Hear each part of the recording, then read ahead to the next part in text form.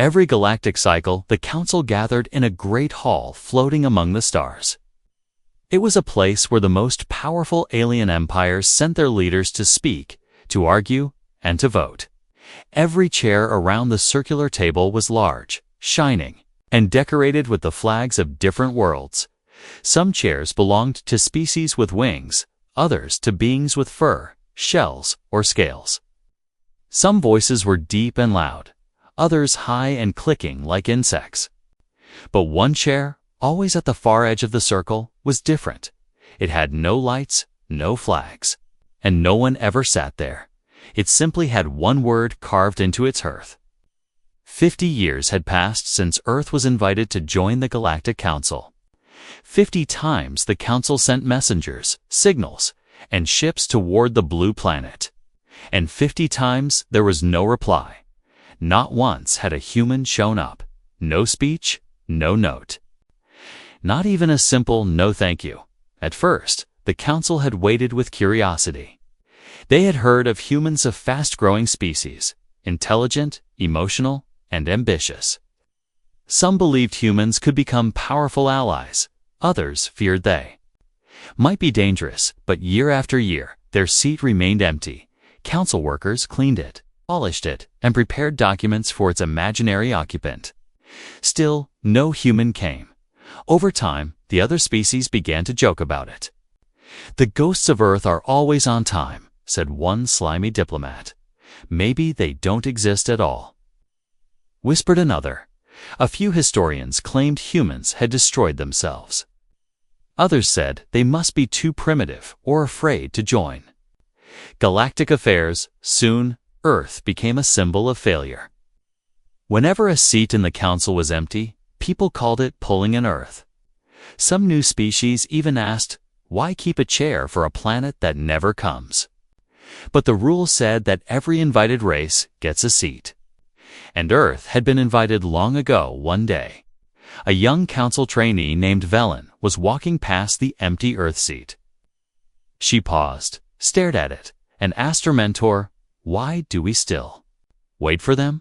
Her mentor, an old alien with 6 eyes, sighed and said, "Because if the humans ever do arrive, the galaxy will change." That sentence stayed in Velen's mind.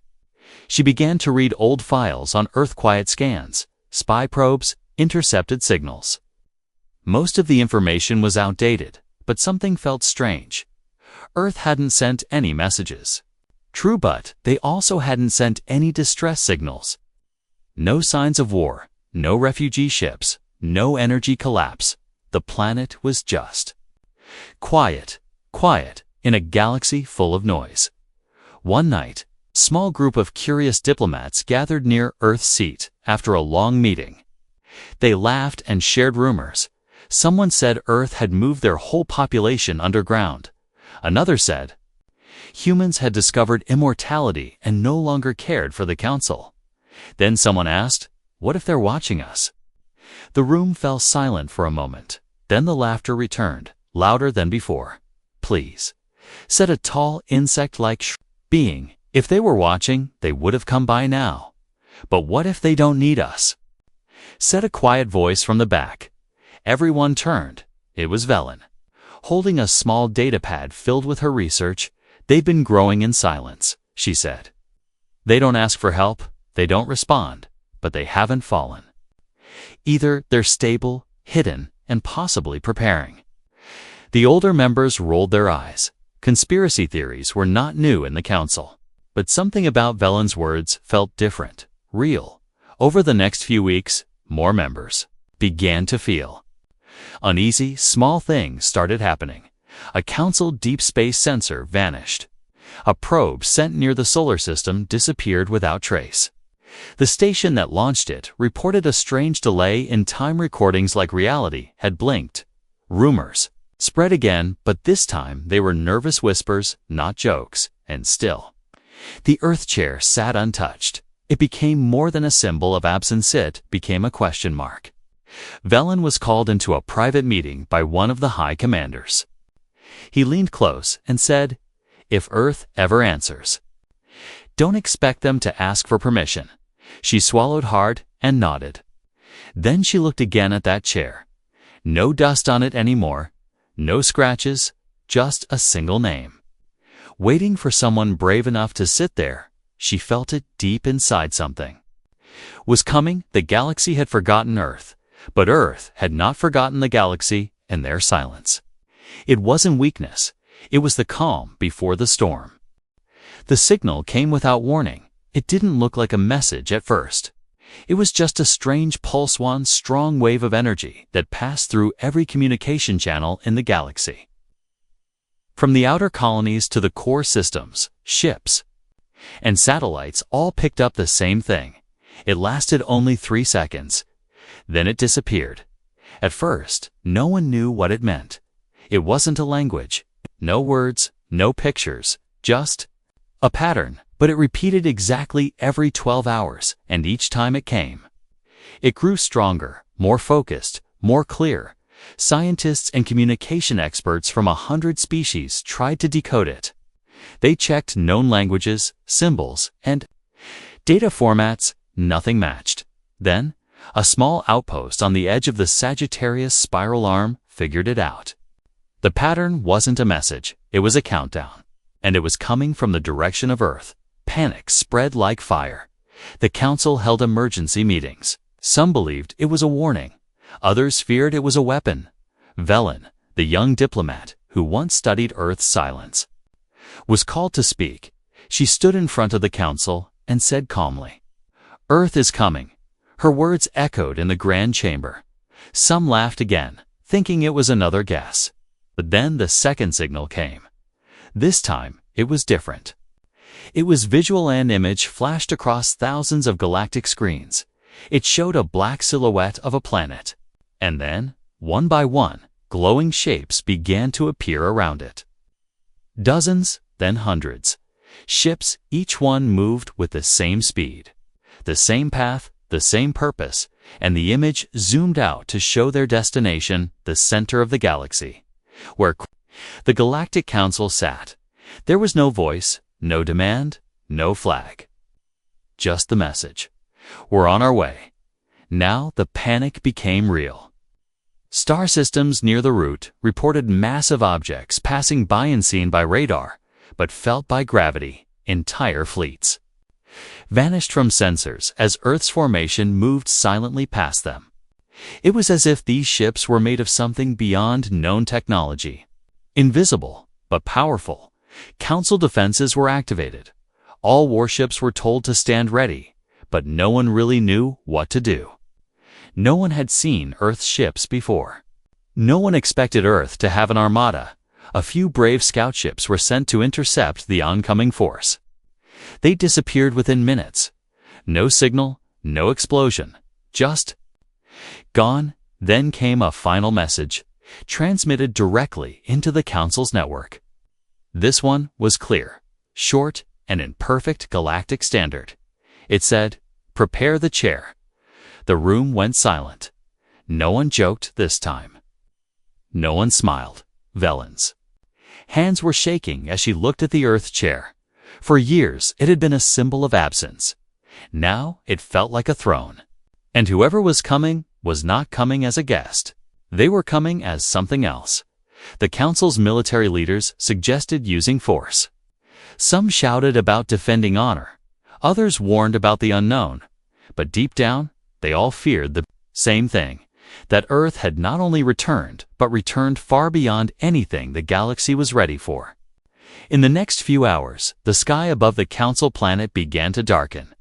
Telescopes and stations reported hundreds of ship-sized shadows just outside sensor range. Then, at exactly the end of the countdown, it happened. The sky broke, one by one. 1,000 black warships appeared in orbit. Each ship looked like a blade of night, smooth, deadly. They made no sound, no threats, no movement. They simply arrived, blocking the stars with their sheer size. From space, it looked like a wall had formed around the Council world. Defense systems targeted them, but no weapons were fired. Commands were frozen. Systems jammed without damage. It was like the warships had stepped into reality and taken control, without violence, without force, just presence. Pure, unstoppable presence across the galaxy. People stopped what they were doing to watch the live feed. Children in distant colonies asked, "Are we going to die?" Old generals whispered, so Earth was preparing all this time. And in the council hall, every leader sat frozen in their seat. All except for the Earth's chair, still empty. But now, it felt like the most powerful seat in the universe. The waiting began. No signal, no ambassador, no voice, just silence from the ships. It lasted hours, and during those hours, fear grew heavier. People remembered the jokes they made about humans. They remembered the empty chair, and now they wondered what had Earth become in the silence. What kind of species builds 1,000? Shipson says nothing, who prepares for war but makes no threat. Then, at last, a single ship began to move. Slowly, gently. It lowered a small drop pod to the council landing bay. Inside was a single human, dressed in a clean black uniform. No weapons, no guards. Just calm eyes and steady steps, and as he walked through the halls toward the council chamber. The message was clear. Earth had not come to ask, they had come to take their place, and nothing in the galaxy would ever be the same again. The first ship moved like a shadow across the stars. It didn't fire, didn't speak, didn't threaten. It simply hovered above the council planet, quiet and still. Then the rest followed, one by one. The other 999 warships came into view. They formed a perfect ring around the planet, side by side, no gaps, like a necklace of silent giants. Staring down from orbit, people on the surface looked up in fear and wonder. The sky was darkened by the massive black ships. They blocked out the sun in certain parts of the world. Shadows stretched across oceans and cities. No one had ever seen ships like these. They had no visible engines, no blinking lights, no windows, just pure black metal, sharp angles, and smooth curves. They looked more like weapons than ships. Inside the council building, no one knew what to do. The generals whispered orders. But their systems weren't responding. Every defense platform in orbit had gone silent. Missile locks couldn't target the Earth ships. Radar didn't pick them up. It was as if the ships had erased themselves from technology, but still stood visible in the sky. One council member from the reptilian Yarick species shouted in anger, "This is war. They're surrounding us." But another, from the wise blue-skinned Lalari, raised his hand calmly and said, "Then why haven't they attacked?" Everyone sat in silence. They watched the screens showing the orbit. The Earth ships didn't move again. They just stayed, waiting. Their presence was louder than any words. Their silence screamed louder than threats. The panic was spreading fast. Civilian ships tried to leave orbit, but they couldn't. Their systems were locked down. Even the fastest ships felt like insects trapped in honey. Someone in the council cried, "We are prisoners in our own sky." Hours passed, and still, there was no message. People started wondering if this was punishment. Was Earth angry for being ignored for so long? Was this revenge for being laughed at, dismissed, forgotten? Then finally, something changed. One ship at the front opened its side. A small object detached and began falling toward the planet. It wasn't a weapon, it was a drop pod, tiny compared to the warship, only big enough for one person. Council guards rushed to the landing zone, weapons ready. They had no idea what to expect. The pod landed gently, without smoke or sound. A soft blue light surrounded it as the door slid open. Inside stood a human. He stepped out slowly, wearing a simple black uniform with silver trim. No armor, no weapons, no helmet. Just a calm face and focused eyes. He looked around at the armed guards and said nothing. He just nodded once, then walked forward toward the council hall. Everyone watching the live feed leaned closer to their screens. This was the first human anyone had seen in person in over 100 years. Some expected a beast, a monster, a brute, but what they saw was a man who walked like he belonged, not proud, not fearful, just certain. The guards didn't stop him. His ID chip passed every scan without resistance. Doors opened for him, as if the system already knew who he was. He didn't hurry, didn't pause. He just kept walking. In the council chamber, the members stood, unsure what to do, and then the human entered. No announcement, no guards to escort him. He walked straight to the empty chair labeled Earth. He placed a small metal case on the table. Then he sat down. Not a single word had been spoken, yet everyone in the room felt the shift. Power had entered the room. Real power, not of fear, but of control. One alien tried to speak. "You can't. Just walk in here." The human looked at him and raised one eyebrow. The alien froze.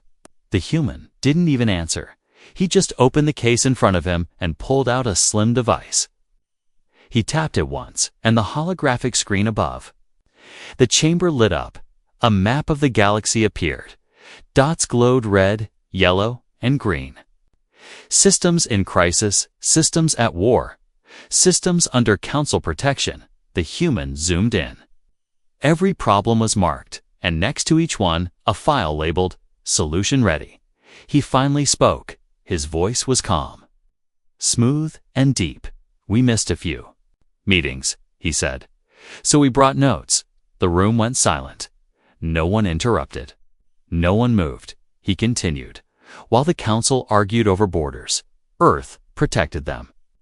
While you debated resource sharing, Earth provided energy. Solutions. While you signed peace agreements, Earth ended wars." One council member shouted, "You claim too much." The human turned to him slowly. "Do you want proof?" he asked. Then he tapped the device again. Screens flashed real footage.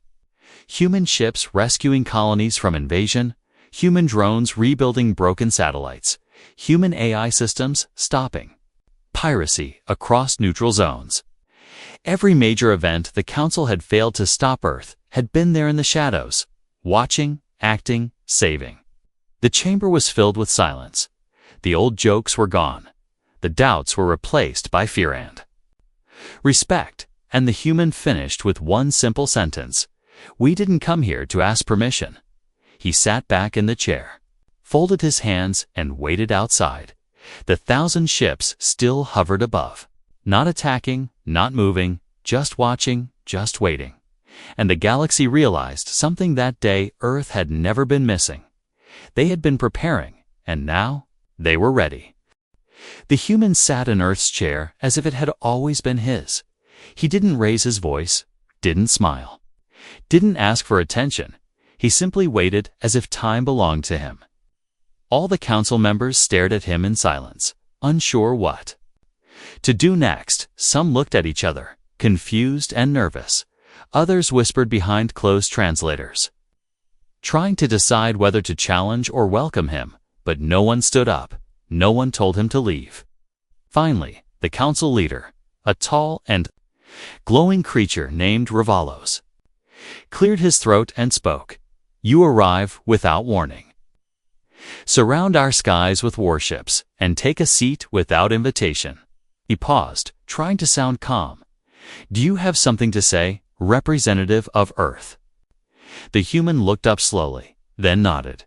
He pressed a button on the small metal device in front of him. A beam of light shot up and showed dozens of holographic images, maps, ship routes, and footage. The room dimmed as everyone watched. The floating display, "I am Ambassador Kane," the human said.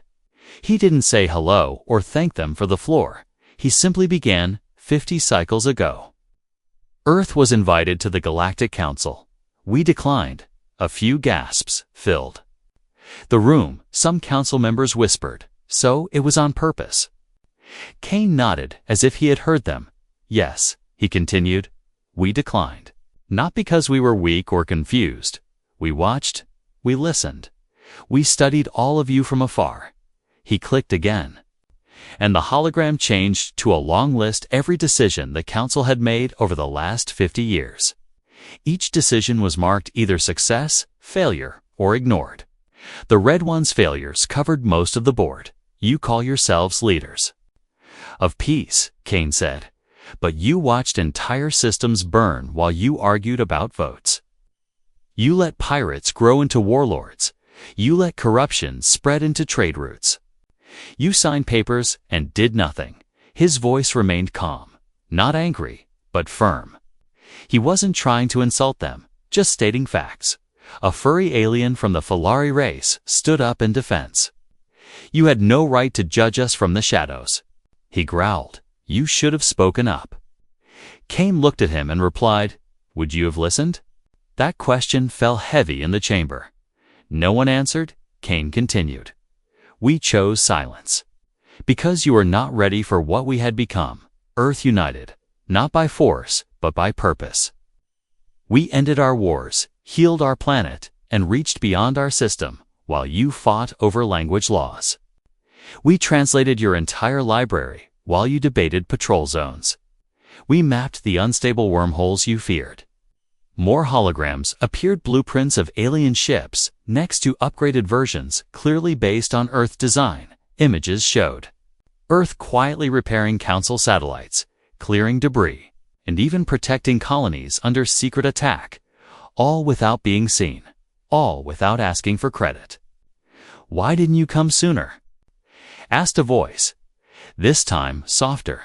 It came from Velen, the young council member who had once questioned Earth's absence. Kane turned to her. Because only now are you ready to listen. The chamber fell into deep silence. Everyone could feel it. He wasn't bragging. He was telling the truth, and the truth hurt. Another ambassador from the Trivac Empire stood up, his armor clicking as he moved. He asked a question many feared. Are you here to take over? Kane paused, then slowly shook his head. No, he said. We are here because the galaxy is close to breaking. If it breaks, everything falls. And if that happens, we fall too. He stood from his chair, tall and calm. We do not want power, he said. We want responsibility. Everyone in the room blinked in surprise. It was not the answer they expected. Most species wanted control, resources, recognition. But Earth wanted duty. Kane walked to the center of the chamber. He pressed one more button. And a final hologram appeared. It showed a timeline on one side, the rise of Earth, on the other, the slow decline of the Council. This is not about who is better, he said.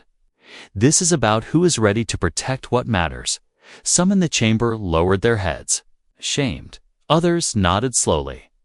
Realizing that Earth wasn't a threat, it was a wake-up call. Velen stood and spoke again. Then, what happens now?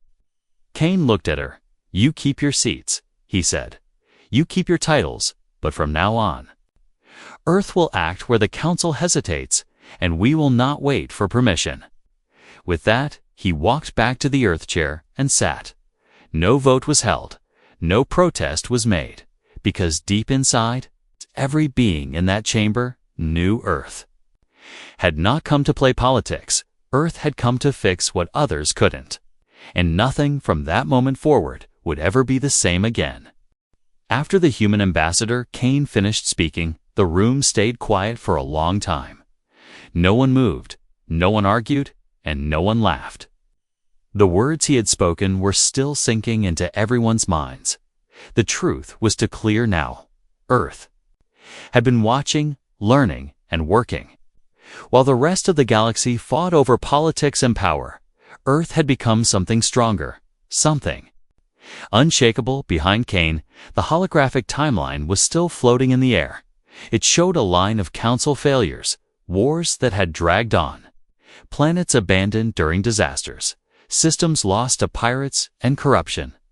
Next to each one was a simple mark, resolved by Earth. Velen couldn't stop staring at the screen. She had once believed Earth was asleep or lost. Now she realized Earth had been wide awake all along. She whispered to herself, Why didn't we see it before? Kane stood again, calm as always. He looked around the chamber and said, "You asked why we stayed silent, why we waited, why we didn't ask to join." Then he turned off the timeline and said the next words slowly. "Because you were not ready to hear what we had to say." The council leaders shifted in their seats. One of them, a large armored alien from the Kirel species, stood up with a deep growl. "If you think you're better than all of us prove it, talk is easy," he said. "Let's see what Earth really did." Kane gave a small nod, as if he expected that challenge. Then he pressed his device again. Another hologram appeared. This time, it was a report cold, clear, and undeniable planet. Drevna 2-4. Population 1.2 billion had been under pirate siege for 6 years. The council had sent 5 missions to help, none succeeded. Too risky, too expensive. Too complicated, they had said. But 2 years ago, without anyone noticing, the pirate fleet vanished, trade returned, the people rebuilt. And the attacks never came back. Now the hologram showed a human drone fleet surrounding the planet from high orbit. It had been Earth all along. Then came the second Reportarner station collapse. The council had ignored the warning signs of structural failure. Thousands were trapped when it finally broke. Rescue was impossible, they said. Yet, somehow, a team of unmarked ships arrived and pulled everyone out. No names, no flags, just speed, efficiency, and silence. The images now showed Earth-built lifeboats and medical bots. Kane didn't brag. He didn't raise his voice. He simply showed what Earth had done without waiting for permission. Why hide it? Asked a quiet voice from the side. It was a small alien leader with crystal blue skin. "Why not tell us you were helping?" Kane answered. "We tried once," he said. "Long ago, but we were ignored, then laughed at, then blocked. So we stopped asking and just started doing." The room grew colder, heavier. The truth was like a storm. They couldn't avoid it. Earth had done more than the council, with fewer resources and less power. And they had done it without politics. Another. Leaders stood this time, a peaceful race. The Aviani, who were known for their logic. She spoke slowly. "If Earth is here to help, then help us now. We have a crisis on the moon of Harkonnen. A viral outbreak, spreading fast, people dying by the hour." She looked directly at Kane. "Can your people do anything?" Kane pressed his device again. Another screen. Appeared live footage. It showed a human medical fleet already arriving above Harkonnen. Hospitals being set up in real time. Doctors and bots treating the sick. Some council members gasped. "You already knew?" One asked. Kane nodded. "We monitor all known systems in real time. When we saw the first sign of the outbreak, we acted. This moment changed everything." Even the council members who had doubted Earth were now silent, not in fear, but in respect. The Kirel warrior who had challenged Kane earlier slowly sat down. He didn't say another word, not because he had lost, but because he understood. Earth was not fighting for dominance. They were protecting life, even if no one asked them to. A new mood filled the chamber. Hope, respect, and maybe even shame. Many of them realized how long they had sat in power doing nothing, while a race they once called primitive had already done the impossible. Kane closed his device and looked around the room. "We are not here to rule," he said again. "But we will not wait for failure to repeat itself. If you wish to join us, then join us with purpose, not words. Not promises, but action." One by one, the council members stood. Not in protest, but in silent agreement. Velen stood too. And for the first time, she smiled. Not because Earth had won something, but because the galaxy had been given another chance. And it all began when Earth finally spoke. Not with weapons, not with threats, but with action, proof, and quiet strength. The council wasn't perfect, but now It wasn't alone anymore, and neither was Earth. After Earth's quiet arrival and Ambassador Kane's powerful words, the council chamber had changed. Many leaders now looked at the human not with fear, but with deep thought. Some were impressed, others embarrassed, and a few were still angry. But one thing was clear, which could no longer be ignored. However, not everyone accepted this so easily. The Trivac Empire, one of the most powerful military races in the galaxy, was not pleased. Their leader, General Skarn, stood tall in his silver armor and pointed at Kane. "You may fool the weak," he said, "but power must be tested. We won't follow anyone just because they talk well and bring ships." Kane looked at him without emotion. "I'm not here to be followed," he said. "I'm here to stop the galaxy from falling apart." Skarn laughed, deep and loud. "Then prove you can stand under fire," he said. He turned to the council. "My fleet demands the humans withdraw their ships. If they don't, we will remove them." The council gasped. Some leaders tried to stop him, but Skarn was already walking out of the chamber. He sent a signal to his fleet, which was already in a nearby system within the hour. 6 massive Trivac warships entered orbit. They aimed their weapons at the Earth fleet without warning. The humans didn't respond. They didn't run. Didn't power up weapons. Didn't even change position. They simply waited. Trivac warships fired a warning shot. A powerful energy missile flew straight toward one of the human ships. Everyone watching expected it to explode or trigger a battle. But something strange happened. The missile vanished. No explosion, no smoke, no sound, just gone. Like it never existed. Panic filled the Trivac command bridge.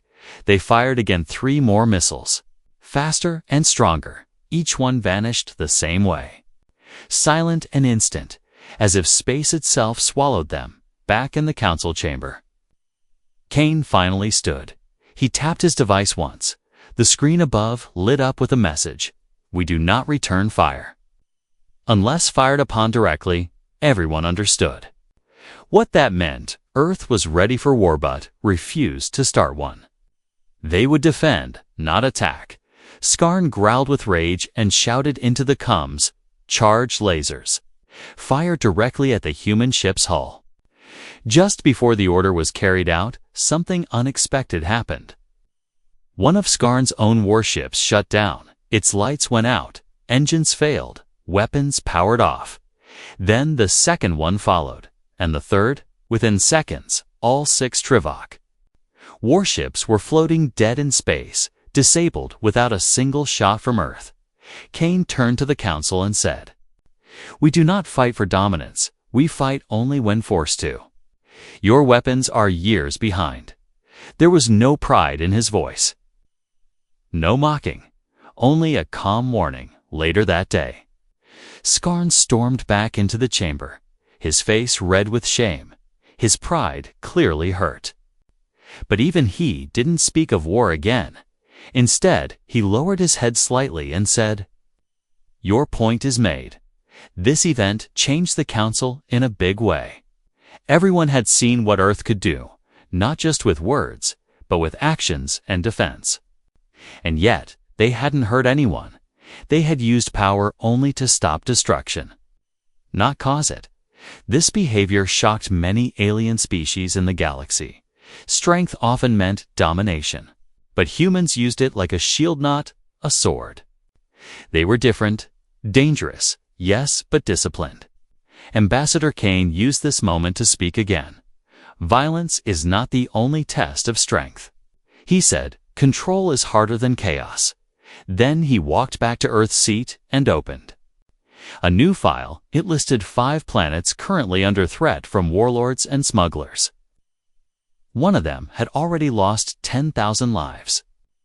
Kane looked around and said, "We know where the fires are. We know how to stop them. Will you help us, or will you argue again?"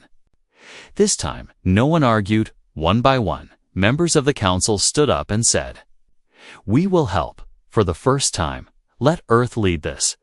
We will follow this time not with blind trust, but with open eyes. The galaxy had changed. Earth's strength wasn't just in weapons or ships. It was in action, speed, and heart. They had saved lives, stopped wars, and even when challenged, they held back destruction. Velen, the young council member who had believed in Earth from the beginning, looked across the room and saw something new. Not fear, not jealousy, but hope. She whispered to herself, maybe. This is what the council always needed. Not a new rule, but a new example. And now? That example sat quietly in the Earth chair, watching, waiting, and ready. Not to conquer, but to guide a broken galaxy into something better. Together, at last. After Earth proved its power without firing a single weapon, things in the galaxy began to change quickly. Some council members accepted Earth's leadership. Others were still unsure. But then something happened that gave the galaxy no choice. But 2 Watch Earth took action again, and this time it wasn't quiet on the outer rim of council space. A group of dangerous warlords had taken control of 3 colonies. They attacked trade ships, forced people into slavery, and destroyed anything that resisted. The council had tried to stop them for years, but every mission had failed, they said. The area was too unstable, too many variables, too many risks. But Earth didn't wait. They sent a signal to the council. We are responding to the crisis on colonies X11, X12, and X13. This is not a request. Within hours, Earth's black warships moved. Silently, quickly, and with perfect coordination, they didn't come in guns blazing. They arrived in high orbit, scanned every surface, and cut off all enemy communications instantly. The warlords were confused. Their systems failed, one by one radars, shields, weapons all shut down. They tried to launch escape ships, but nothing lifted off. It was like the sky itself had sealed shut. Then came Earth's drones. Thousands of them dropped from orbit. Fast and precise, each one landed without noise, surrounding every enemy base. The warlords expected an explosion, a storm of gunfire, but instead, the lights went out and the machines simply walked in. The drones moved through buildings, disabling weapons and locking doors. Not a single civilian was harmed. They used electric nets, stun fields, and anti-grav cuffs.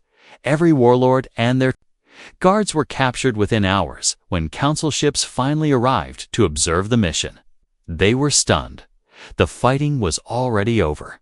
The people were safe. The prisoners were ready for trial. And supplies were being handed out. Young commander from the council asked one of Earth's officers, "How did you do all this in a day?" The officer replied calmly, "We've been watching for months in the council chamber." News of Earth's victory reached every seat.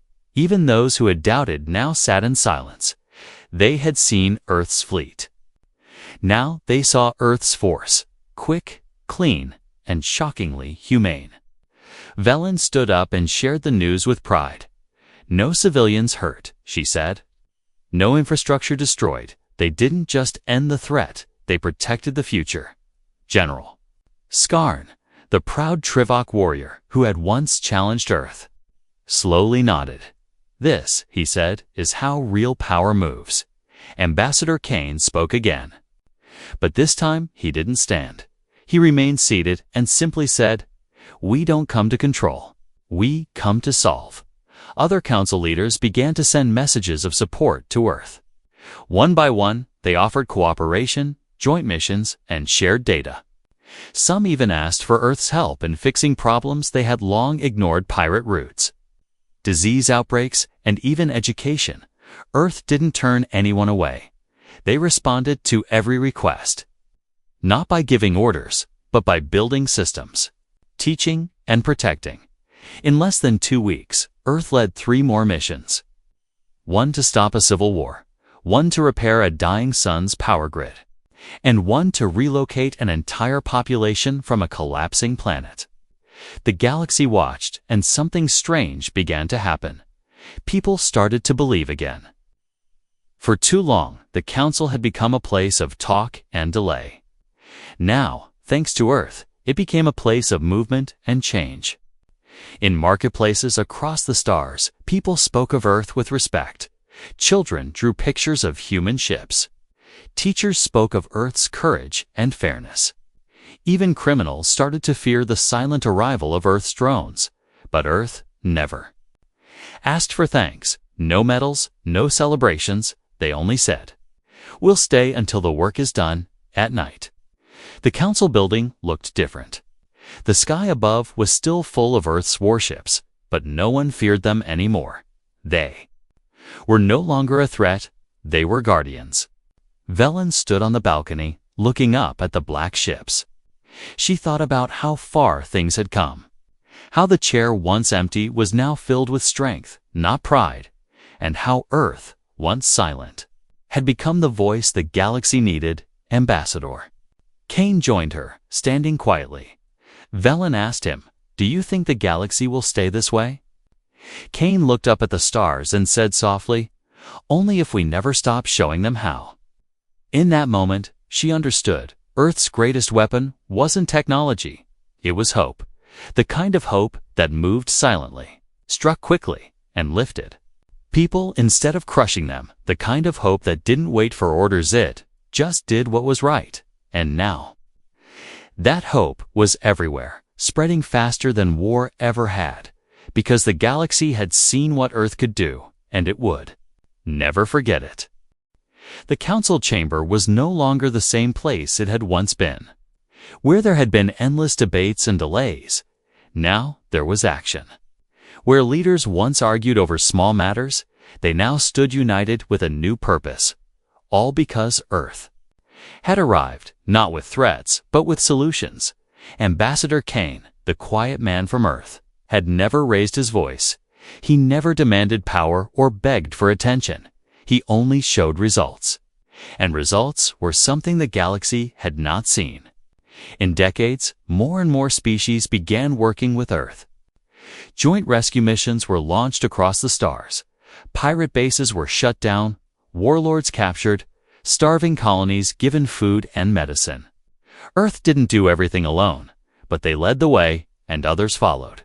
Not because they were forced to, but because they wanted to. The Council, once seen as weak and slow, now had strength again. But that strength didn't come from weapons, it came from trust. And that trust was built by Earth, soon. The members of the Council came together to hold a historic vote. A vote that hadn't been taken seriously in over 100 years. They were choosing a new leader to guide the future of the galaxy. Not a king, not a dictator, but someone who could speak for all and act when needed. The vote was quiet, no speeches, no promises, just a single name. Written on paper or spoken through translators when the votes were counted. The results were clear, unanimous. Every species, even the Trivac Empire, who once doubted Earth, had voted for the same name, Ambassador Kane of Earth. He didn't smile, didn't cheer. He simply nodded and accepted the role, and the first thing he did as leader was surprising. He moved the Earth chair. For 50 years, it had sat at the edge of the circle, alone and empty. Now, Kane ordered it to be placed in the center, not above the others, not higher or fancier, just equal, visible to all, surrounded by all. We do not rise above. He said, we rise with. The moment was powerful, not just because of what he said, but because the galaxy believed it. They had seen Earth act with strength, but also with kindness, and now they were ready to follow that example. Under Earth's leadership, the Council changed its rules. No more long delays on emergency votes. No more ignoring small colonies in trouble. No more waiting for disasters to grow. Every time a report came in from a mining accident, a lost ship, or a storm on a farming world, Earth systems picked it up first. Kane would bring it to the Council and say, we act now. And they did. Even when a disaster hit Earth itself, solar flare threatening their moon colonies, other council races sent help immediately. For the first time, Earth wasn't just giving, it was receiving. And that gave the entire galaxy a feeling it hadn't known for generations: unity. One day, Velen walked into the chamber and paused at the center. She remembered when Earth's chair was always empty. She remembered the jokes, the doubts, and the silence. And now, everything had changed. She stood beside Kane and asked him, "Did you know this would happen?" Kane looked at her, his eyes calm. "We hoped," he said, "but we prepared in case it didn't." Velen nodded slowly. "Why didn't you come sooner?" She asked again. Kane paused, then answered with honesty, "Because sometimes the world must fall far enough before it sees the light." She understood the galaxy had needed to fall, to feel pain, to break apart. Only then could something new be built, something better, and Earth had been ready with the bricks and tools, not to rule, but to build. Soon after, Kane announced a new program, the Galactic Protection Initiative. It allowed Earth and any willing council members to form fast response teams. They could act quickly when danger rose, without needing full votes or permission delays. Each team would include different species: engineers, doctors, pilots, soldiers working as one. Together, they would protect the helpless and stop disasters before they spread. At first, some were unsure if it would work, but within a month, the new teams saved 4 colonies, stopped 2 wars, and cured a disease outbreak. Success after success. People began calling them the Hands of Earth, but Kane corrected them. "No," he said. "They are the hands of the galaxy." More council leaders began following Earth's style of leaderships: simple, honest, and focused on results. Even the younger generation started joining in. They wanted to serve, to build, to protect. The old ways of greed and power faded slowly. In their place came purpose. And so, Earth, once ignored, once laughed at, once feared, had become something new. A guiding star, not by force, but by example, above the council planet. The 1,000 black warships still floated in orbit, but now no one looked at them with fear. They looked with respect. They were no longer weapons. They were symbols, symbols of what happens when silence becomes strength, when patience becomes action, and when humanity rises not for glory but for good. The empty chair was no longer empty. It never would be again, because Earth had come, and it had brought the galaxy back with it, one mission at a time, one life at a time, one choice at a time, together as one, forever changed.